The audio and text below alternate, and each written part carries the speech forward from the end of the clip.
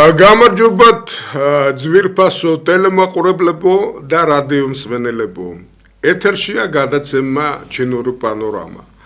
უპირველეს ყოვლისა მინდა დღეს მოგილოცოთ 26 მაისი დამოუკიდებლობის დღე გისურვოთ წარმატება, უსურვოთ წარმატება მთლიანად საქართველოს და ჩვენ ერს და მე იმედი მაქვს რომ ეს წლები ჩვენთვის იქნება წლები ახალი წარმატებისი და რასაკვირველია მშვიდობისი და ურთიერთგაგებისი. დღეს ალბათ ბევრი მირეკავდა მოსვლამდე, ესე იგი ტელეფონი არ წყდებოდა და დიდი მადლობა მინდა გადაგეხადოთ იმისათვის რომ ასე გომაგობთ ჩვენ გადაცემას. ყველა მეკითხებოდა იქნებოდა თუ არა დღეს გადაცემა და სინამდვილეში არ დაგიმალავთ და რასაკვირველია ჩვენ შესაბამის რესპონდენტს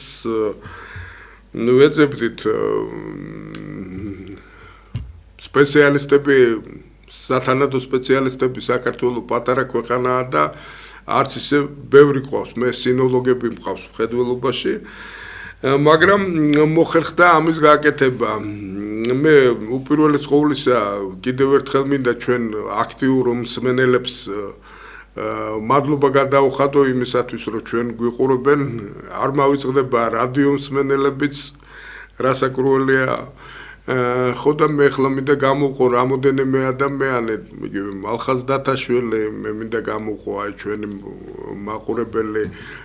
ლექსო შარიფაშვილი, ახალი მაყურებელი ძალიან სერიოზულად ერთვება და ესუ მთხოვენ აი ტექნიკის კიდევ ერთხელ ეს მთელი ჯგუფია, მთელი კომაგები, რომელიც წერენ Facebook-ში, კერძო YouTube-ში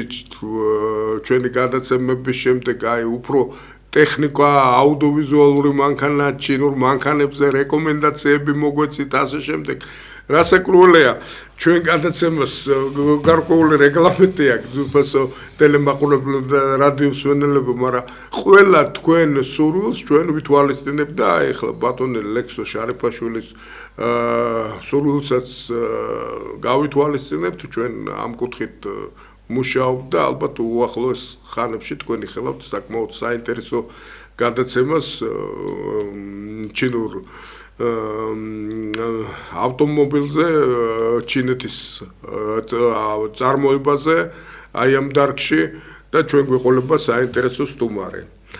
იცით რა არის დღეს ძალიან ბედნიერი ვარ იქიდან გამომდინარე რომ დღეს მოხერხდა იმ რესპონდენტის დაპატიჟება იმის და მიუხედავად რომ ამ პიროვნებას ჰქონდა საკმაოდ სერიოზული საბაბი და ძალიან დაკავებული იყო ის მობრძანდა აქ ჩვენთან სტუმრად დღეს არის საქართველოს ჩინეთის კულტურის და ბიზნესის ალიანსის თანადამფუძნებელი ცნობილი სინოლოგი ბატონი შალვა ჩიხლაძე. ბატონი შალვა, უპირველეს ყოვლისა მე მინდა ჩვენი გადაცემის და სახელით უღრმესი მადლობა გითხრათ, იმიტომ რომ თქვენ მოახერხეთ 26 მაისს ასე ვთქვათ იმ დღეს როცა ყველა ისვენებდნენ მობრძანება აქ, უღრმესი მადლობა კიდევ ერთხელ და ვიცით რომ პირადი საქმეები გქონდათ, გილოცავთ თქვენ პირად ბედნიერებას ტელევიზიის საშუალებას და იმედია რომ უბრალოდ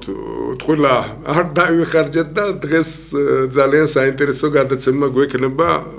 როგორც ყოველთვის თქვენი გადაცემები მე მინდა აღვნიშნო რომ ერთ-ერთი ყველაზე რეიტინგული გადაცემებია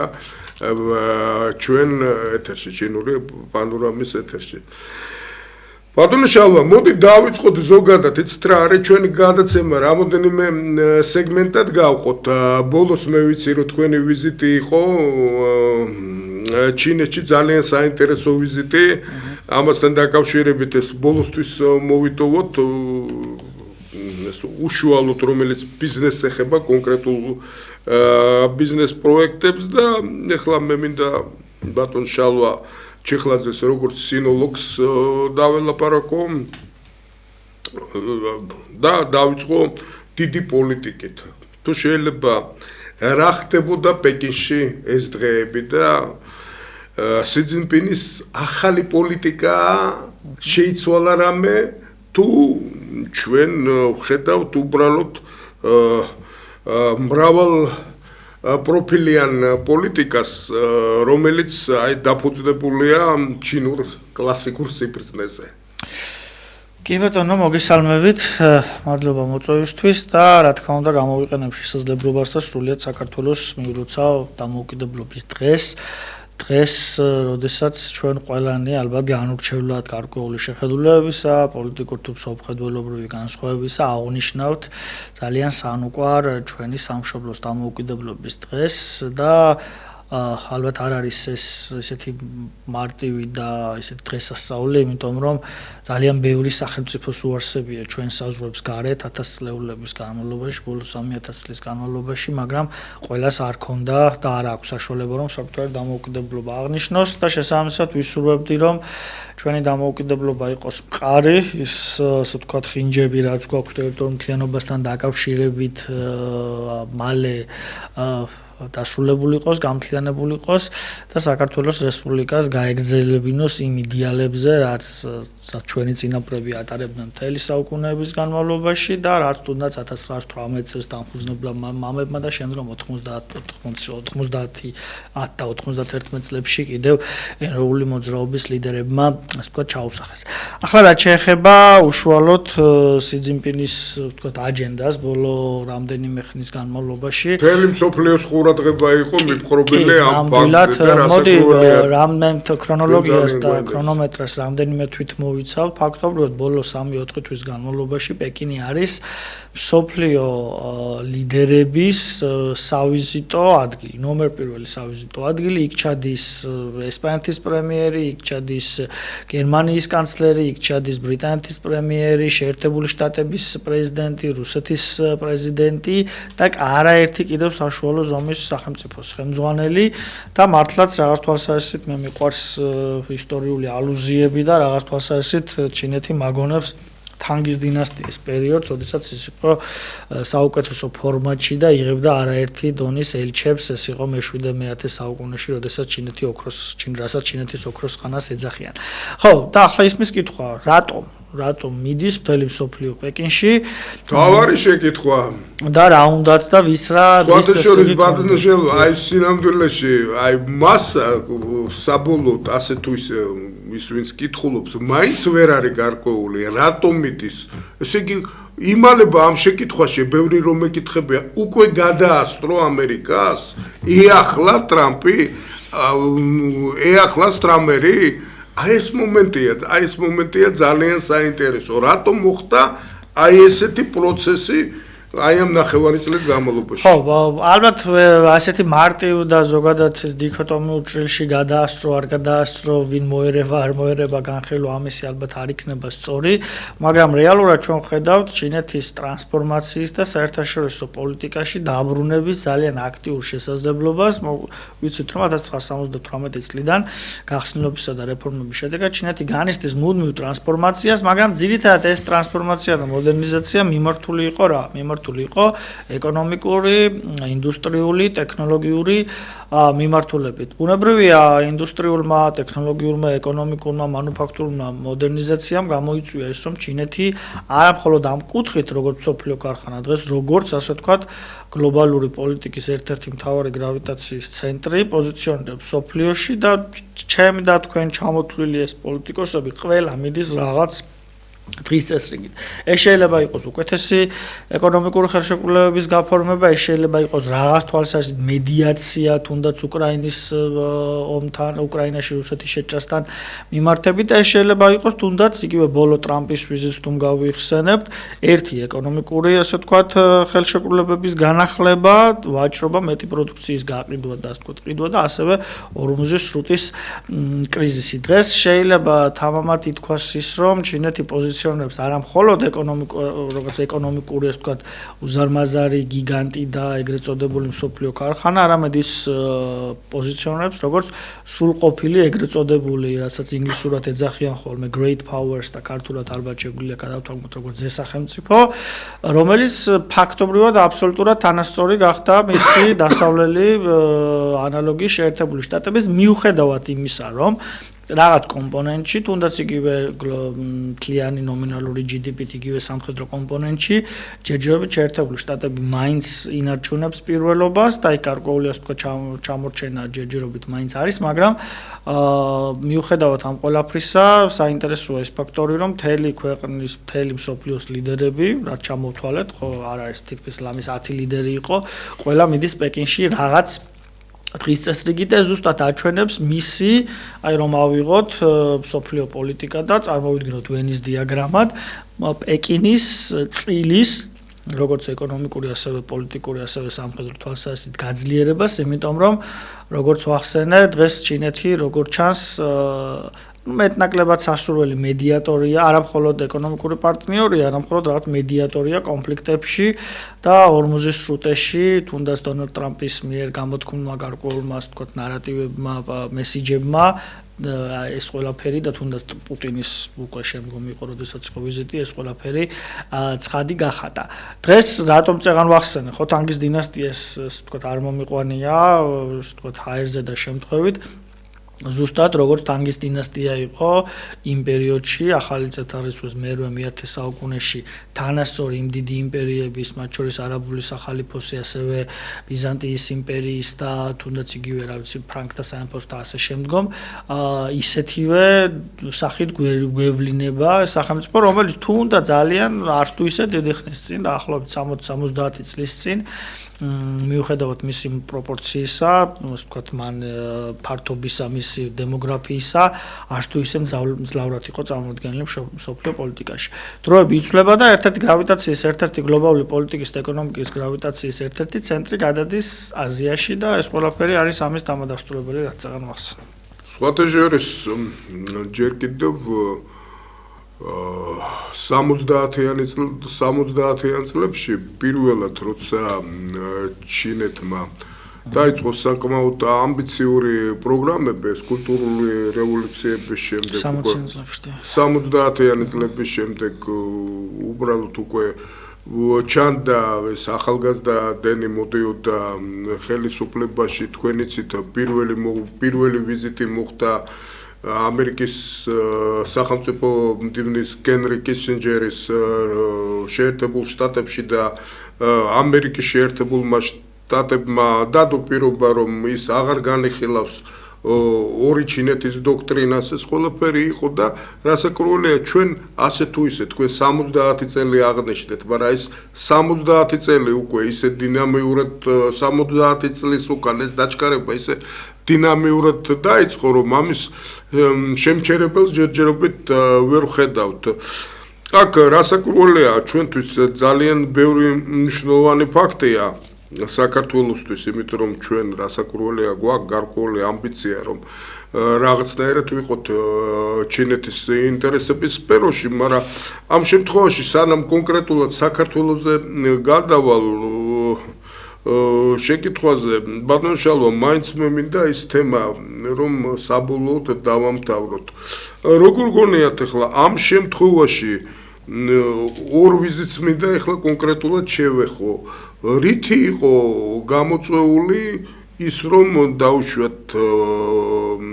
პუტინის ვიზიტი იყო შემდეგი ვიზიტი, აი ეს ქრონოლოგიით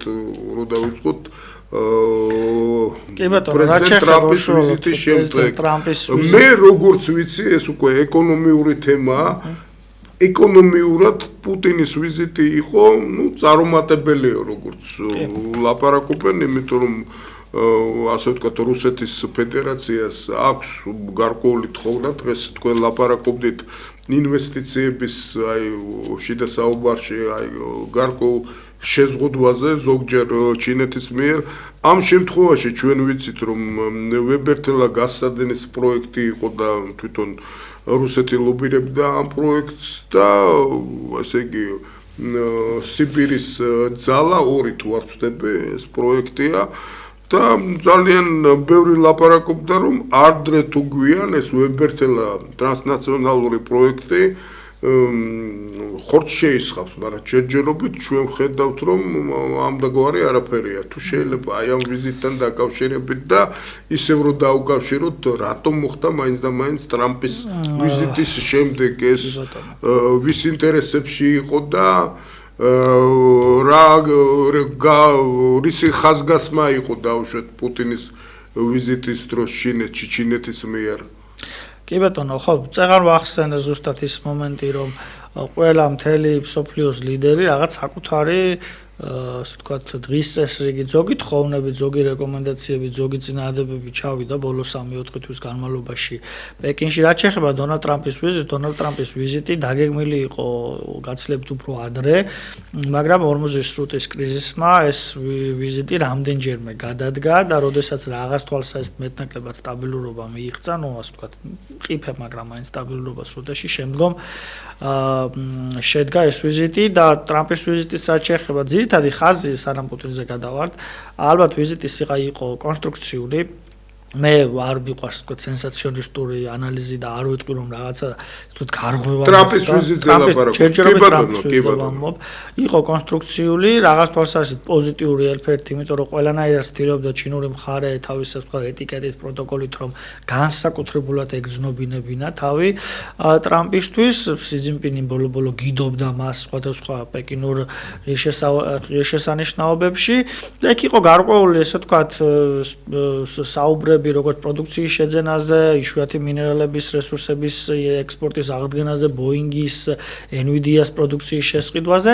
ამიტომ შეგვიძლია ვთქვათ, რომ რაღაც თვალსაზრისით ალბათ ჩინურ-ამერიკულ ურთიერთობებში მეტნაკლებად, კიდევ ერთხელ ხაზს უსვამ, მეტნაკლებად იქნება სტაბილური ხაზი, სანამ კიდევ რაღაც ახალი, ასე ვთქვათ, შეიძლება მინი კრიზისი არ დადგება ხოლმე, რაც ახასიათებს დიდ სახელმწიფოებს. რაც შეეხება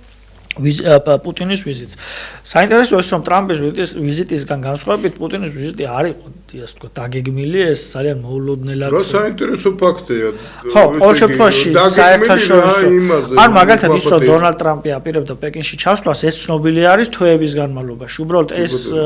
ასე ვთქვათ, კონკრეტული თარიღმა გადაიწია, იმიტომ რომ ორმოზის სრუტის კრიზისის გამო არაერთხელ, მაგრამ ის, რომ ამერიკული მხარე ემზადებოდა პეკინში ვიზიტისთვის, ეს ინფორმაცია ბოლო ნახევარწლის განმავლობაში სულ ცნობილი. ეს არ ყოფილა რაღაცა საიდუმლო და ახალი. რაც შეეხება პუტინის ვიზიტს, სიმართლე გითხრათ, რა ვიცი, მე პირადად ძალიან აქტიურად ვადევნებ თვალს საერთაშორისო პოლიტიკას და ჩინურ მედიასაც და ასე არ იყო ხოლმე, ანუ არ დაწერილა თვეებით ადრე რომ პუტინი აპირებდა ვიზიტს. და ძალიან მალე რაღაცა ფაქტობრივად ერთ კვირაში თუ არასრულ ერთ კვირაში 5 დღეში მოხდა პუტინის ვიზიტი, რომელიც ასევე იყო ერთი შეხედვით კარგი, ნორმალური, ჩინურ და მათ ხაზი გაუსვეს ჩინეთ-რუსეთის ყოვლის მომცველ და ასე ვთქვათ, ულიმიტო პარტნიორობას, მე მინდა სიტყვებს ყურადღება მიაქციოს ჩვენმა მსმენელებმა, მაგრამ როგორც აღმოჩნდა, ულიმიტო პარტნიორობასაც აქვს გარკვეული ლიმიტები და არც თუ ისე ულიმიტოა პეკინსა და მოსკოვს შორის ურთიერთობა, იმიტომ რომ თქვენ რაც ახსენეთ წეგან, მე რატო ვფიქრობ, რომ რატომ დაამთხვიეს ახლა ზუსტად დაამთხვია პუტინმა. პირველი ის, რომ შეიძლება მას გარკვეულწილად ეჭვიანობის მომენტიც ჰქონდა, იმიტომ რომ ეკრანებზე საკმაოდ მეგობრული ვიზიტი ჩანდა ტრამპისა იქ, ერთი ეგ და მეორე ყველამ ვიცით, რომ ორმოზის სრუტიდან ჩინეთში შეფერხებით მიმდინარეობს ენერგორესურსების მიწოდება. ჩინეთი არის პირველი მანუფაქტურული სახელმწიფო, უზარმაზარი ინდუსტრიული, ასე ვთქვათ, გიგანტი და მისთვის, როდესაც არა მხოლოდ ირანული, არამედ თუნდაც ქუვეითის იქნება თუ სპარსეთის ყურის სხვა ქვეყნების მიწოდებული ენერგია არის ძალიან მნიშვნელოვანი. მით უფრო მას შემდეგ, რაც ასე ვთქვათ, ვენესუელაში მოხდა მადუროს ხელისუფლების ცვლილება და რაღაც თვალსაზრისით მე ვენესუელური ნავთობი მიუხედავად რომ მაინც მიდის, მაგრამ გარკვეული შეფერხებები აქვს. შესაბამისად, ვფიქრობ, პუტინი გარდა იმას, თქვა, ეჭვიანობის მომენტს თუ გვერდზე გადავდგებთ, ვფიქრობ, პუტინმა შეეცადა მოინახა, მოეძებნა ძალიან ისეთი კრიტიკული მომენტი და დაერწმუნებულა ჩინური მხარე, რომ ეს ორმოზის სრუტის ენერგორესურსები არის არასტაბილური, ნებისმიერ დროს შეიძლება აფეთქდეს და ახლა მიღწეული, ასე ვთქვათ, დროებითი მშვიდობა, რომ არაფერს არ ნიშნავს, ამიტომ ის მას თავაზობს უსაფრთხო ენერგომიწოდება ზურგიდან, ამ შემთხვევაში ციმბირიდან, ხა ბუნებრივია სადაც არანაირი პრობლემა არ აქვს, მონღოლი ესენი მომთაბარეები დიდი ალბათობით იქ ხელს არ შეუშლიან. შესაბამისად, პუტინმა დაიჭირა ეს მომენტი, მაგრამ მიუხედავად იმისა, რომ პუტინს ამ შემთხვევაში რაღაც ლოგიკა ჰქონდა, რომ დაერწმუნებულად ჩინური მხარე რომ ჩაედო ამაში ეს ფული და მიეწოდებინა ახალი გასადენი მშენებლობა დაეწყო, ფაქტია რომ მოსკოვმა და პეკინმა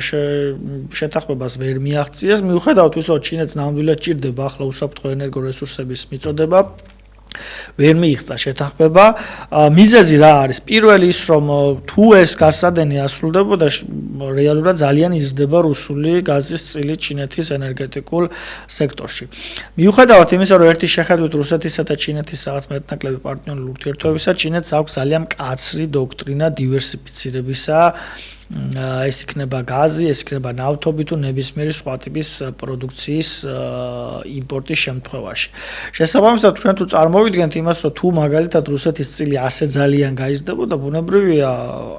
რუსეთის წილის გაზრდას და ჩინეთის დამოკიდებულების დას, ბუნებრივია რუსეთის გავლენის რაღაც თვალსაზრისით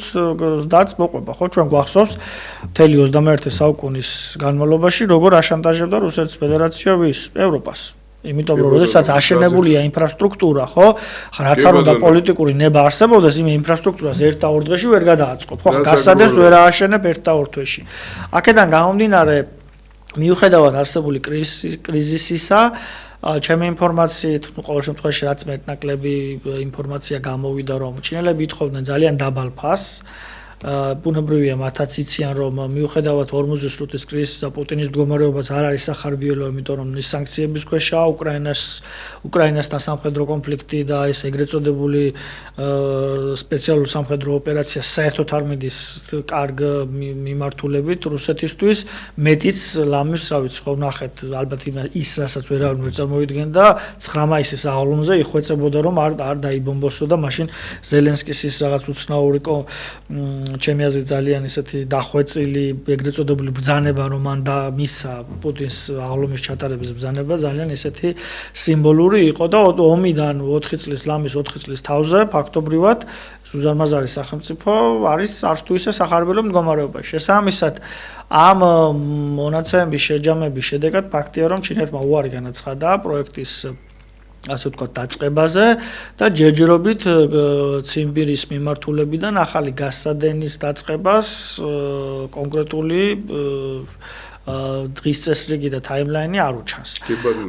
ალბათ თუ შეიძლება რა თქმა უნდა დაიწყოს ეს, მაგრამ ალბათ იმ შემთხვევაში თუ ჩინელები მიიღებენ საბაზრო ბაზართან შედარებით ძალიან დაბალ ფასში, რაც ასე ვთქვათ რუსეთს ალკი არ აწყობს. აქედან გამომდინარე, ხო, წეგან როგორც ვახსენე, რუსულ-ჩინური ულიმიტო ურთიერთობა, როგორც ჩანს, არც ისე ულიმიტოა და გარკვეული ლიმიტები ნამდვილად არსებობს, რაც სავსებით ბუნებრივია საერთაშორისო პოლიტიკისთვის. ბატონ შალვა, მე ერთადერთი დავამატებ, მე მაყურებელს მინდა უთხრა, რომ ეხლა ხანს დავბრუნდი მე თურქმენეთიდან და თქვენ ჩინეთის დივერსიფიკაციის პოლიტიკაზე ბრძანეთ და აი რო ჩამოთვალეთ ხალხის ვიზიტები, თქვენ ბრძანეთ დიდი გიგანტი სახელმწიფოების ვიზიტები, რასაკვირველია გავლენიანი ყველაზე გავლენიანი სახელმწიფო ვიზიტების და დაამატეთ და სხვები. თქვენი ნებართვით აი ამ სხვებში დავამატებდით თურქმენეთს, რომელიც გაზის მარაგით არის მეოთხე ადგილზე მსოფლიოში და მოხდა ახალი ხელშეკრულების მოწერა, ეხლა ხარს რამოდენიმე თვის წინ იყო ჩასული თურქმენეთის ლიდერი არკადაგი გურბანგული ბერდიმუხამედოვი პეკინში, თვითონ ჩინეთშიც თურქმენეთშიც იყო ჩამოსული ჩინეთის ერთ-ერთი გავლენიანი ვიცე-პრემიერი და ფაქტიურად აი ეს გაზის მარაგებით მეოთხე ქვეყანა დღეს საკმაოდ ახალი კონტრაქტებით ამარაგებს ჩინეთის რეგიონებს უშუალოდ შუა აზიიდან გაზეთი. ამიტომ კიდევ ერთხელ მინდა მიაქციოს მაყურებელმა ყურადღება იმას, რაც თქვა ბატონმა შალვამ აი ამ ჩინეთის დივერსიფიკაციის პოლიტიკასთან და ძალიან კარგად ახსნა ბატონმა შალვამ თუ რატომ არ შედგა მე ამ ლოგიკას სავსებით ვეთანხმები აი ეს შეთანხმება ციმბირის ძალა 2-ის პროექტის განსახორციებლებლად. ბატონ ჟალვა, მოდით ახლა ჩვენ ვისარგებლოთ გვაქვს დრო და რასაკვირველია როგორც გადაცემის დასაწყისში გითხარით მოდით ახლა დავილაპარაკოთ დღეს 26 მაისია და როგორ შეხვდა საქართველო და ჩვენეთი აი ამ თარიღს სიმბოლურად რა მდგომარეობაშია დღეს ქართულ-ჩინური ურთიერთობები. ხო, 26 მაისია, როგორც ჩვენთვის წეღანებთ კი რომ ძალიან მნიშვნელოვანი თარიღი და დარწმუნებული ვარ სხვადასხვა კიდე ბევრი ასწლეულები ვიზეიმებთ ამ თარიღს. ეს არის ისტორიის ლოგიკა, იმიტომ რომ ჩვენ საზღვებთან იმპერიები მოსულან, დალეწილან, წასულან და პატარა საქართველო რჩება. რაც შეეხება ჩინო-ქართულ ურთიერთობას დღევანდელი დღის მონაცემებით, სხვადასხვა როდესაც მოვდიოდი სტუდიისკენ, გზაში წავკითხე რომ გავრცელდა პრეზიდენტ სი ძინპინის ბილოცვა 26 მაისთან დაკავშირებით მიხეილ ყავალაშვილის სახელზე რაც შეეხება ამ დღეს სხვადასხვა საგულისხმოა ის ფაქტიც რომ ზუსტად გუშინ დაიწყო მე მგონი და რამდენიმე დღის განმავლობაში იქნება შანხაიში რომელიც ჩინეთის და აზიის ერთ-ერთი უდიდესი მეგაპოლისია არსებობს ესეთი გამოფენა ტურისტული ITB China 2026 ეს არის ძალიან მასშტაბური ტურისტული გამოფენა რომელშიც მონაწილეობს მსოფლიოს ათეულობით ქვეყნის წარმომადგენელი და დღეწელს საქართველოს აქვს სპეციალური სტატუსი და მე როგორც ხედავთ ჩემი ბევრი ნაცნობი ესწრება სამწუხაროდ მე ვერ მოვახერხე თქვა ჩასვლა ამ ღონისძიებაზე ძალიან დიდი სტენდი აქვს საქართველოს და დაახლოებით თითქმის 15 თუ 20-მდე ქართული კომპანია და სასტუმრო ესწრება ამ გამოფენას და ისინი ცდილობენ ქართული ტურიზმის სექტორის პოპულარიზებას ადგილზე. ვისი ეგიდითაა საქართველოს ტურიზმის სააგენტოს ეგიდითაა? როგორც ვიცი, იქ წარმოდგენილია ეკონომიკურ-ტურიზმის სააგენტო და ასევე კულტურის სამინისტრო, მაგრამ როგორც ასეთი ღონისძიება ძირითადად ტურიზმს ეხება, მთელი მსოფლიოდან არის ძალიან დიდი გამოფენა და ბევრი ქვეყანა ესწრება. ჩვენ ამ შემთხვევაში თუ სწორად მახსოვს, სადღაც მგონი დაახლოებით რამდენიმე თითქმის 200-მდე სარეკლამო პოსტერი არის გაკრული შანხაის მასშტაბით, რაც არც თუ ისე მცირეა და ჩემო მეგობარმა ნაცნობმა შანხაის ფუტონგის აეროპორტიდანაც გადმომიგზავნა ფოტო, რომ იქ არის საქართველოს სარეკლამო პოსტერები გაკრული, რაც ზოგადად ტურისტული იმიჯის ამაღლებისთვის ნამდვილად მშვენიერი შესაძლებლობაა. რაც შეეხება ურთიერთობებს, ჩვენი ურთიერთობა ამ შემთხვევაში როგორც ორი რესპუბლიკის ზოგადად ქართულ-ჩინურ ურთიერთობას საუკუნეებს ითვლის, მაგრამ მაინც ეს მეტნაკლებად ფრაგმენტული იყო, მთელი გეოგრაფიული და სხვა ისტორიული შეზღუდვებიდან გამომდინარე, მაგრამ უშუალოდ ორ რესპუბლიკას შორის ურთიერთობა 92 წლიდან იწყება, ჩინეთი ერთ-ერთი პირველი სახელმწიფოა დიდ სახელმწიფოებს შორის, რომელმაც აღიარა საქართველოს დამოუკიდებლობა, ტერიტორიული მთლიანობა და სუვერენიტეტი თავის საერთაშორისო საზღვრებში და ჩვენც ბუნებრივია ვაღიარებთ ერთი ჩინეთის პრინციპს. 92 წლიდან 2026 წლამდე საკმაოდ დინამიურად ვითარდება ორი ქვეყნის ურთიერთობები, მათ შორის ედვარდ შევარდნაძის პრეზიდენტობის დროსაც, რომელიც მაინც ყველაზე ინერტული იყო ძალიან ლოგიკური მიზეზების და გამო, იმიტომ რომ საქართველოს მდგომარეობა ბუნებრივია არ იყო ესეთი სახარბიელო მაშინ და თვითონ ჩინეთიც 90-იან წლებში გაცილებით უფრო შიდა მიმართულებით იყო ორიენტირებული თავისი ეკონომიკური მოდერნიზაციით, ვიდრე საგარეო ინვესტიციებით ან გლობალური პროექტებით. ეს 90-იან წლებს გულისხმობს. უკვე 2000-იან წლებში, როდესაც ჩინეთში ხუძინთაო ხოლო ჩვენთან მიხეილ სააკაშვილი და ასე ვთქვათ ახალი ხელისუფლება მოდის, უფრო ინტენსიური ხდება ურთიერთობები, ჩვენ ხსნით საელჩოს, სამწუხაროდ დავაგვიანეთ სომხეთისგან და აზერბაიჯანისგან განსხვავებით, ხსნით საელჩოს პეკინში, სწორედ მაშინ ხდება პირველი დიდი კომპანიის შემოსვლა, ხუალინგ ჯგუფის შემოსვლა საქართველოში, მაშინ ხდება ის, რომ კონფუცის ინსტიტუტი იხსნება, მაშინ ხდება ის, რომ პირველი ჩინური სამშენებლო კომპანიები შემოდიან ქართულ ინფრასტრუქტურულ პროექტებში, ხოლო შემდგომ ბუნებრივია 2012 წლის შემდგომ, როცა ჩინეთში ახალი გენერალური მდივანი მოდის, ხოლო საქართველოშიც ბუნებრივია ახალი ხელისუფლება კიდევ უფრო აქტიურდება, იმიტომ რომ თვითონ SIS პოლიტიკა არის გაცილებით უფრო პროაქტიული ვიდრე მაგალითად მისი წინამორბედების. ჩვენ 2000 ერთი გზა, ერთი სარტყელი არა მხოლოდ 2013 წელს ერთი გზა, ერთი სარტყელი დაიწყო და მოკლედ რომ შევაჯამოთ დღესდღეობით 2026 წლის ქვეყანას ორ ქვეყანას აქვს თავისუფალი ვაჭრობის ხელშეკრულება, რომელიც სხვა შორის წელს განახლდა. ორ ქვეყანას აქვს სტრატეგიული პარტნიორობის დონე, რომელიც მაინც სიმბოლური დონეა, მაგრამ მაინც რაღაც თვალსაზრისით ურთიერთობის ინტენსიფიკაციას გამოხატავს და ასევე ორ ქვეყანას შორის არსებობს ორმხრივი უიზო მიმოსვლა, ჩინეთის მოქალაქეები და საქართველოს მოქალაქეები 30 დღის ვადაში, ასე ვთქვათ, გადაადგილდებიან მხოლოდ და მხოლოდ პასპორტით, რაც ჩემი აზრით ძალიან კარგია, იმიტომ რომ იმისათვის რომ ადამიანებმა ერთმანეთი გაიცნონ, პირველი ჭირდება თავისუფალი გადაადგილების შესაძლებლობა. როცა გადაადგილება ხდება, უკვე ადამიანები მიუხედავად მთელი რიგი ბარიერებისა,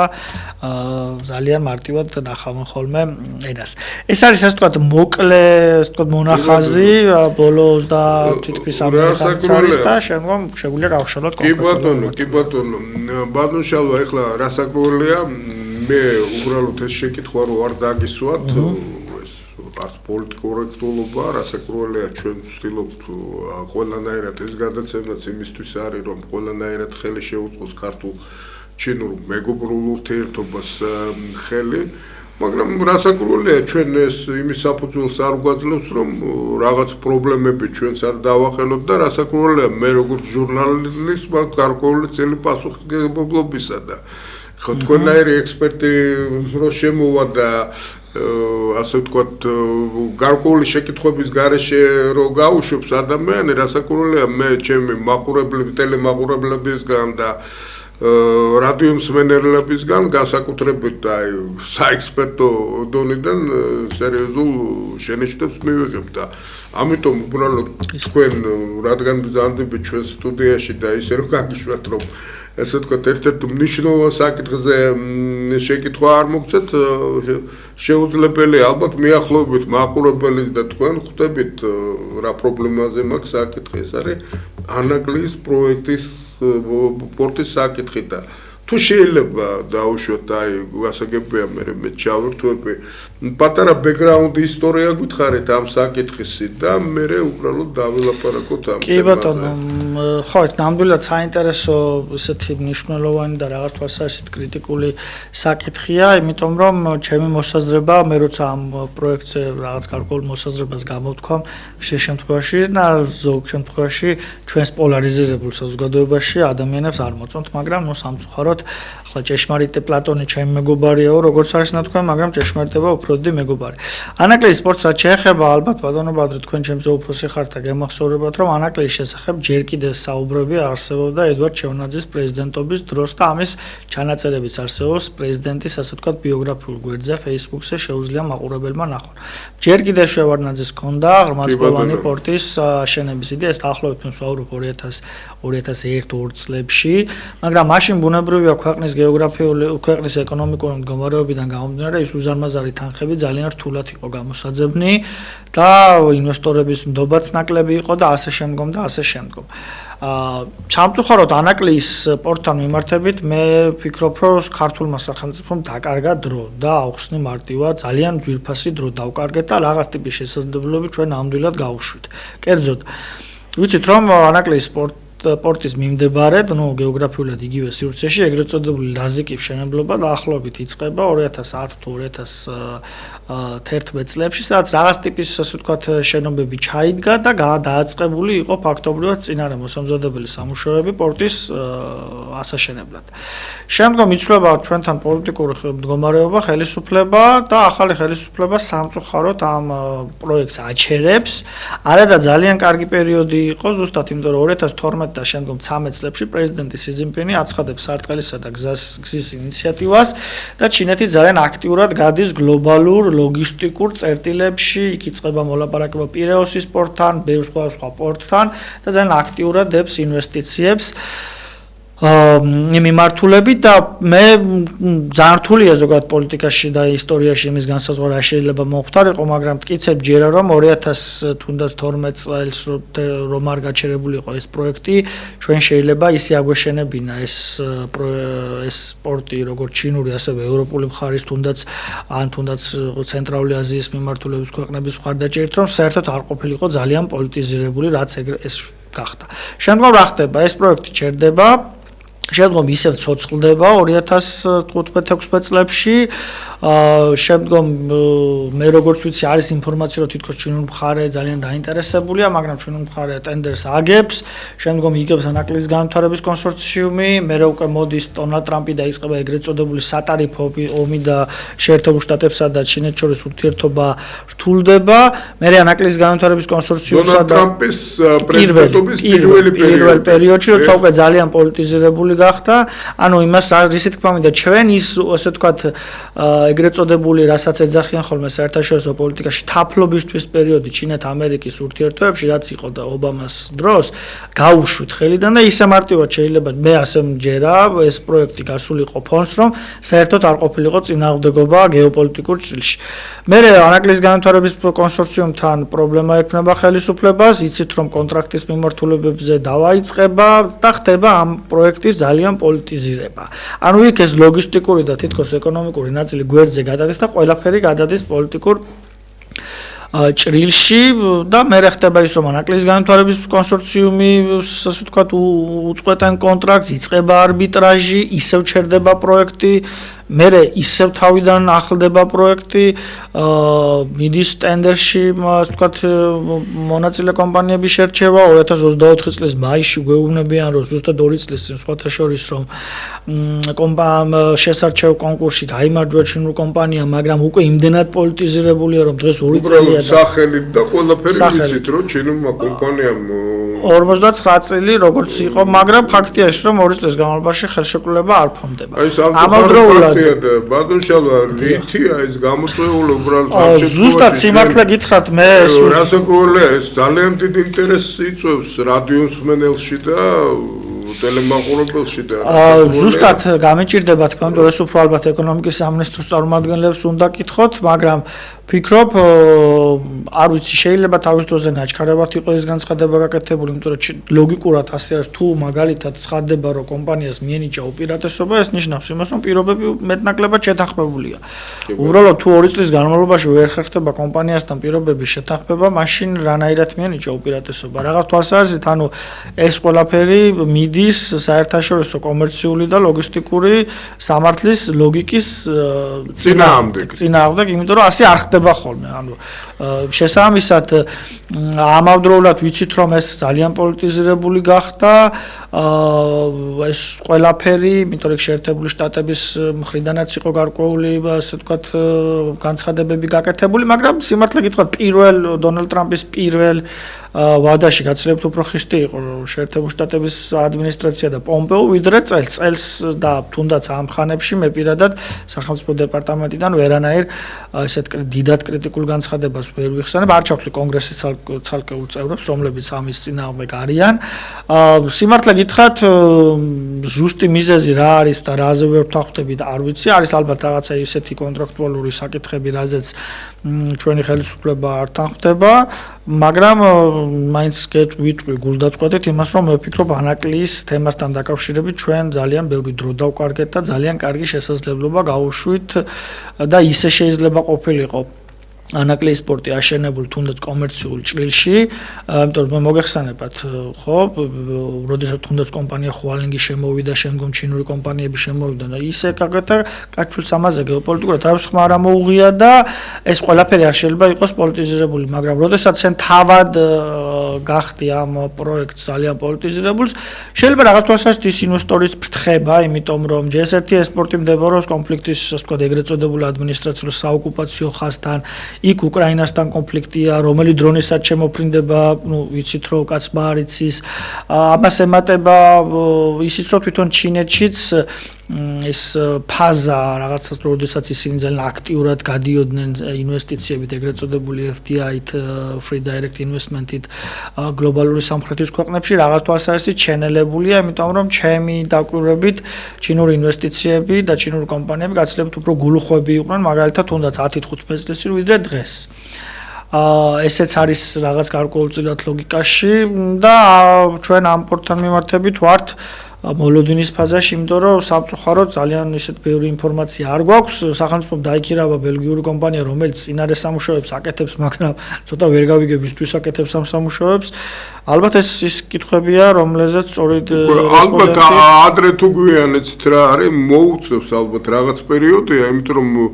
აქტუალურია ეს საკითხი ქვეყნის განვითარებისთვის ერთ-ერთი მთავარი სექტორია სატრანსპორტო დერეფნების განვითარება ჩვენი ქვეყნისთვის ამ ინფრასტრუქტურის განვითარება და რასაკვირველია ეს შეკითხვები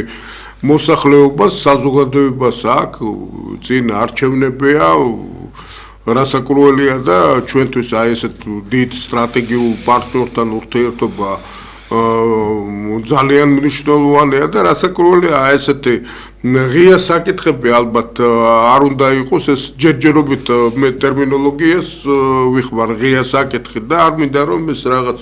უცნობ რაღაც ცითელ ლაქად გადაიცნოს ჩვენ ურთიერთობაში ქართულ ჩინურ ურთიერთობაში მე მედოვნებ რომ ვინც არ უნდა იყოს ამ სამშობლოში ასეთი მნიშვნელობა არ აქვს ჩემთვის პირველი არის საქართველოს ეროვნული ინტერესები იქნება ჩინური კომპანია სინგაპურული თუ ნებისმიერი სხვა ვიმედოვნებ რომ ის ხელშეკრულება თუ ოდესმე ჩვენ ვეღირსეთ ამისას თქვა ბოლო ეტაპზე გასვლას ის ხელშეკრულება იქნება საქართველოს ინტერესებიდან გამომდინარე იმიტომ რომ თვითონ ჩინეთსაც აქვს ისტორიაში ასე თქვა ეგრეთ წოდებული არათანაბარუფლებიანი ხელშეკრულებების სუდი გამოცდილება ოპიუმის პირველი ომიდან მოყოლებული მთელი კი ბატონო ვიმედოვნებ რომ ვის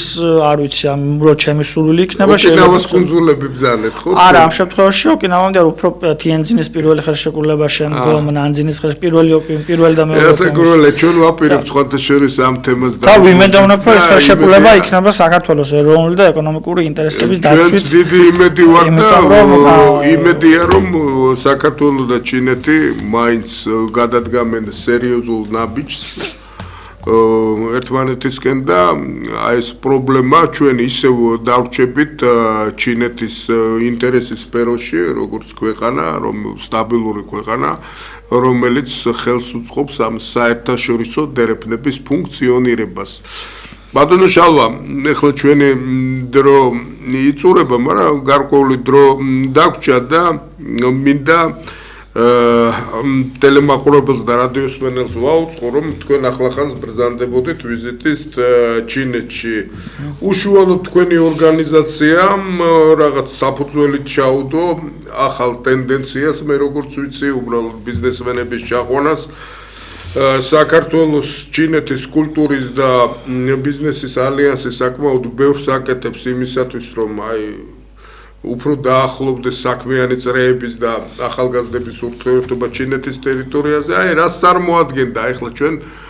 ვაგვირდებით ფოტოსესიას აი თქვენი შეხვედრები აი თუ შეიძლება რამოდენიმე სიტყვით მოგვიყევით აი ამ ვიზიტზე. კი, ერთი საერთაშორისო პოლიტიკიდან უფრო შიდა ამბებზე რომ გადმოვიდეთ, რაც შეეხება GCBCA-ს, საქართველოს ჩინეთის კულტურის ბიზნესსა და კულტურის ალიანსი.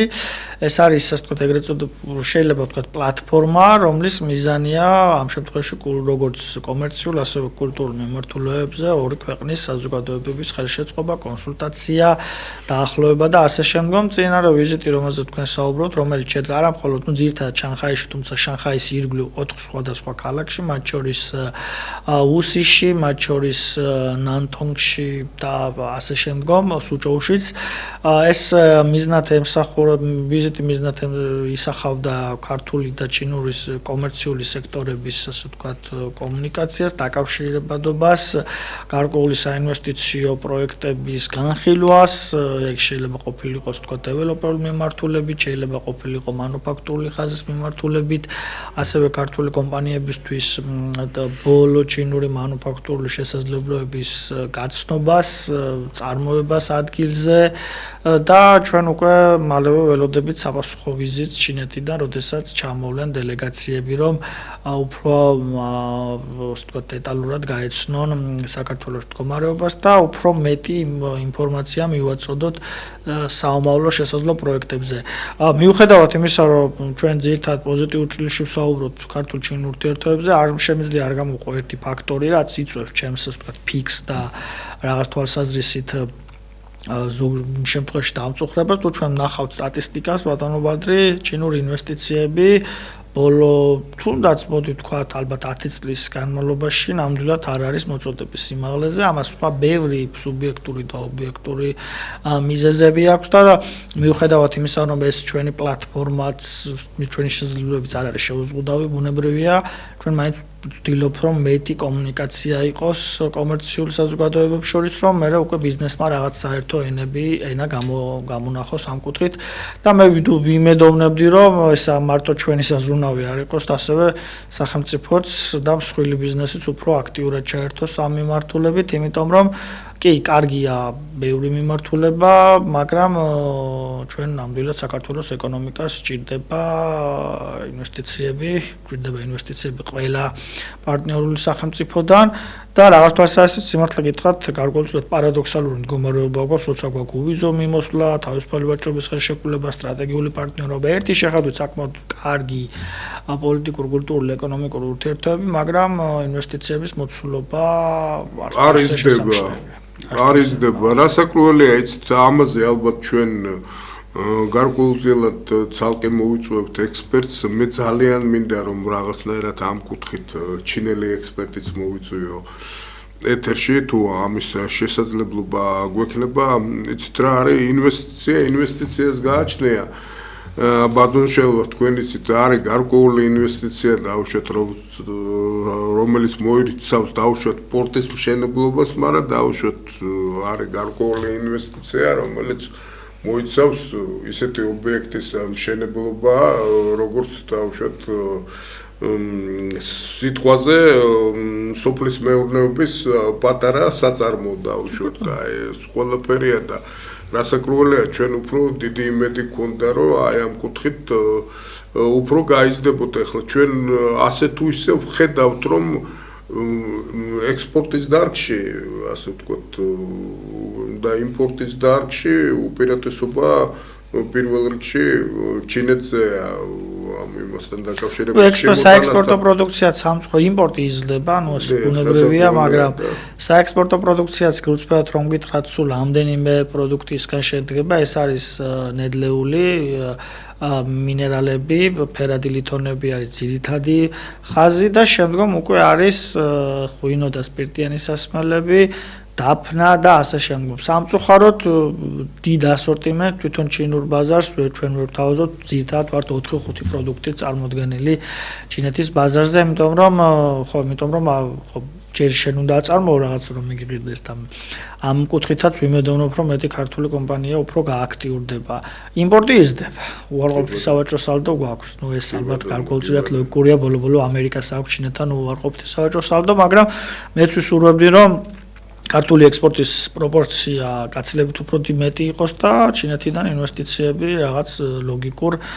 ფარგლებში იყოს. დღესდღეობით სამწუხაროდ ძალიან, ასე ვთქვათ, მცირე ხასიათით არის წარმოდგენილი. დღესდღეობით ასე. ჩვენ მაინც ოპტიმისტურ ნოტაზე დავამთავროთ. ჩვენ უბრალოდ მაინც იმედი ვიქონიოთ, რომ ჩინეთთან ურთიერთობა, სტრატეგიული პარტნიორობა, უვიზო რეჟიმი, როგორც თქვენ აღნიშნეთ და ეს ყველაფერი კაი, რაც ამ ბოლო დროს მოვიპოვეთ ჩვენ ურთიერთობაში, ამას ჩვენ რაციონალურად გამოვიყენებთ, იცით, ჩვენგან არის ძალიან ბევრი დამოკიდებული, რასაკვირველია. მე იმედი მაქვს, რომ უახლოეს ხანში ჩვენ უბრალოდ რაღაც გარკვეულ ნაბიჯებს გადავდგამთ, რომელიც ძალიან კაი იქნება ორივე ქვეყნისთვის ჩვენთვის. ბატონ შალვა, უღრმესი მადლობა, ჩვენი გადაცემის დრო ფაქტიურად ამოიწურა. მე მინდა ჩვენ ტელემაყურებელს და რადიო მსმენელს ვაუწყო, რომ დღეს ჩვენთან სტუმრად იყო საქართველოს-ჩინეთის კულტურის და ბიზნესის ალიანსის თანადამფუძნებელი, ცნობილი სინოლოგი ბატონი შალვა ჩიხლაძე, ბატონ შალვა, კიდევ ერთხელ უყურებელს მადლობა. მე გემშვიდობებით მომავალ სამშაბათს გვექნება ძალიან საინტერესო გადაცემა დღესასწაულებზე ჩინეთზე, სადაც ჩვენი სტუმარი იქნება სინოლოგი ქალბატონი თამარ პატაშური. მე გემშვიდობებით თქვენთან ეთერში მუშაობდა პოლიტოლოგი, სინძიანის უნივერსიტეტის ექსპერტ-კონსულტანტი ბადრი ნაჭყებია. მადლობა მომავალ შეხვედრამდე.